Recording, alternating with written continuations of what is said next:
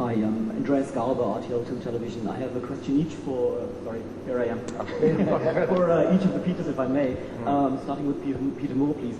A lot of people were expecting a price drop for the Xbox 360 going into the Christmas season.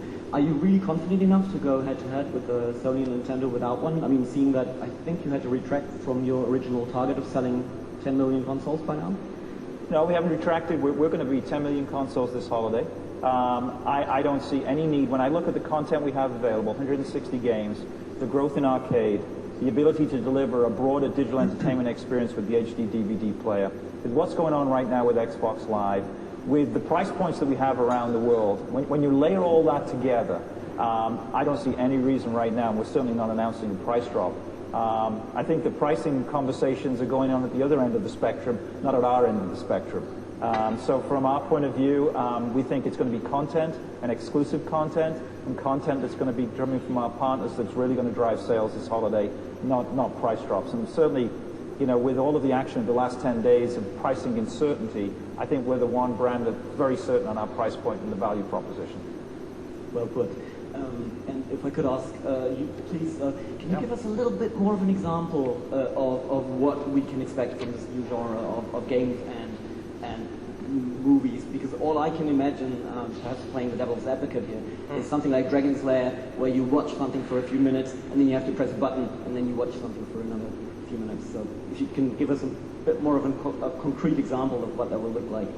I don't really want to do that right now. I mean, we have talked about it a lot. You know, Shane came down and spent days with us, and we did nothing but sit in a closed room and figure out what the possibilities were and how it could work, and we're obviously working on that now, but it's probably not, I shouldn't probably be talking exactly about how it will work until we're ready to reveal it.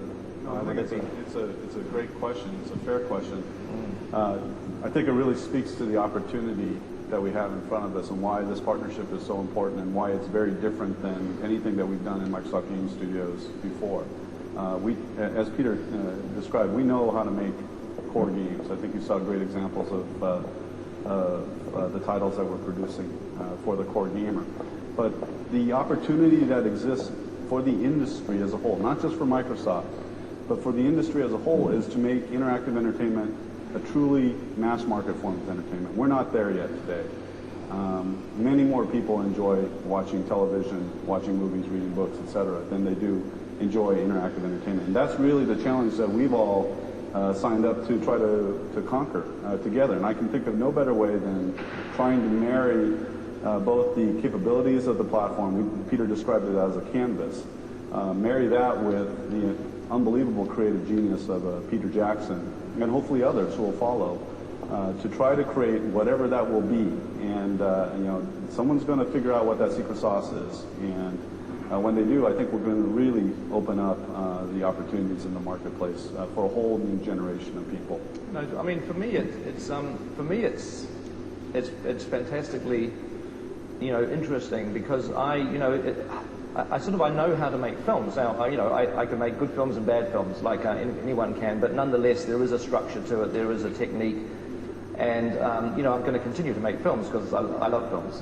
But what intrigues me is the fact that, this platform and technology exists that could deliver a story in a different kind of way. I mean, in a sense, The Lord of the Rings was a little bit like that because, unusually it was 3 films. It was, 1, 2, and 3.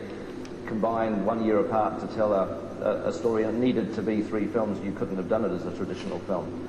And so, we've got so many ideas for stories, and some of the ideas are going to absolutely become films, and we'll continue to make films. But there are other ideas that we have for stories, which this particular medium is possibly a much more interesting way of delivering that story. So I don't imagine these are not, based on, they're not interactive experiences based on films.